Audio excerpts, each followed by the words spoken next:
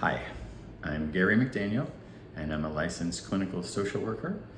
I do a great deal of trauma therapy and been doing trauma therapy for almost 30 years now, and I work with Atlas Psychiatry.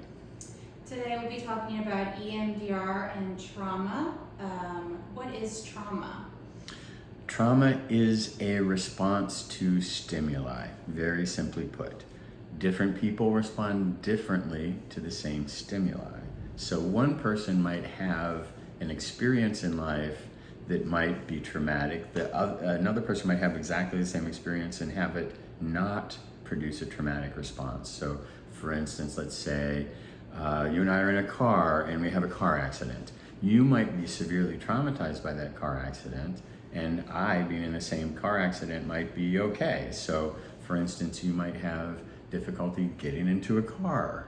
You might have difficulty being around traffic. You might, if we were struck by a large black Suburban, you might, whenever you see one of those big black Suburbans or big black SUVs, you might get a trauma response and not be able to continue to function as well as you would. Whereas I might, having been in the same accident, not have any of those same problems or concerns. There are generally, though, a couple of different kinds of trauma that people experience. One is we kind of talk about as big T trauma, like a single big event that happens. A sexual assault, a motor vehicle accident, a serious surgery that maybe doesn't go quite right, things of this nature, at war, being a victim of violence, things like this are big T trauma. And they create an experience where we all kind of say like, I'm gonna die. This is it. I'm done for, right? And then our body mounts a fight or flight response, like we wanna run or we wanna fight or we wanna get out of there. But once we realize the trauma is inescapable, then instead we tend to faint or freeze or collapse in some kind of a way. And in that freeze or in that collapse, we dissociate. We kind of go away so that we don't have to be there for the pain and the difficulty and the discomfort that's about to happen or that is happening. And then as a result, afterwards people have things like intrusive recall, and that might come in the form of nightmares that disrupt their sleep. It might even be a waking flashback where they start to re-experience that moment, that terrifying moment. People get avoidance symptoms. They can't be around 4th of July fireworks displays. They can't go to the mall. They can't be in the presence of that kind of other person. So those are avoidance symptoms, and people become hypervigilant. They're always waiting for the bad thing to happen. So they're always kind of keyed up. They have cognitive changes. They start to withdraw more. Instead of connecting, which is what really keeps us safe, we tend to protect or withdraw. And isolation, lack of connection, loneliness, these are some of the worst things for human beings.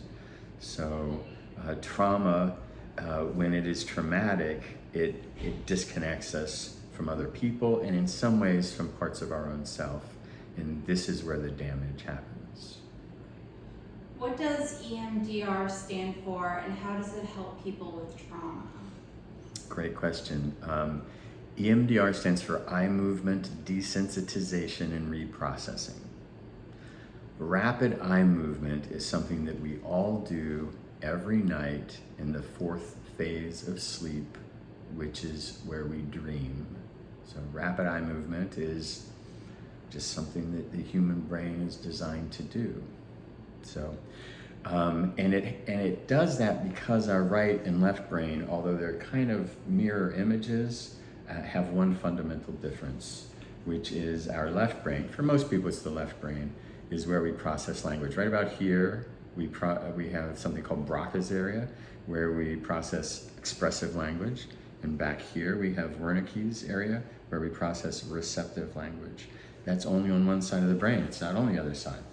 So the other side of our brain specializes in pictures and bodily sensations.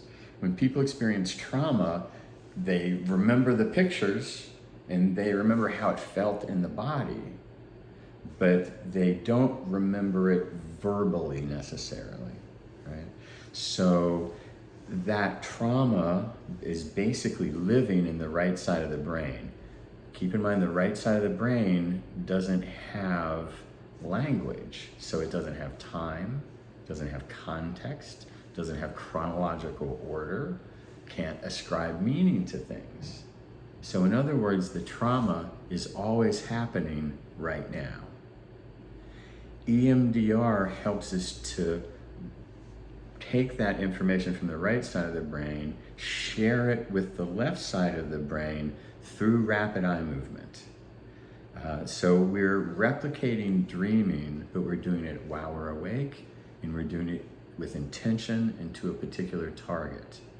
And then by simply following my fingers back and forth with your eyes while we're focused on that target helps that information move from one side to the other.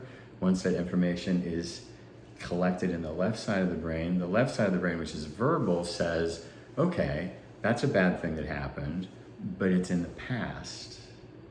It's not happening now. These are the things that I can do to help myself avoid it. That's the meaning part, right?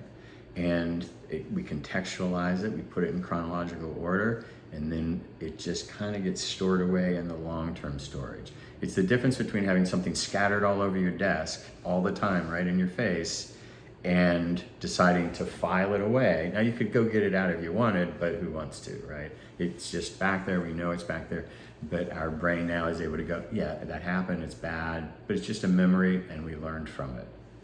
So this is how EMDR works, but because it's doing it internally across the corpus callosum, which connects the left and right sides of the brain, we don't have to talk it all out. We don't have to bring it all out in the open. It's not a talk therapy. So we don't have to talk about it. We don't have to unpack everything. We don't have to go over these excruciating details of the worst moment of our life, which can sometimes be re-traumatizing. So it allows our brain to just move that information internally, and then people stop having the nightmares, and they stop having the avoidance symptoms, and they stop being as hypervigilant, and they put that memory into the memory file. And now instead of it having them, they have it. Thank you very, very much. Appreciate it.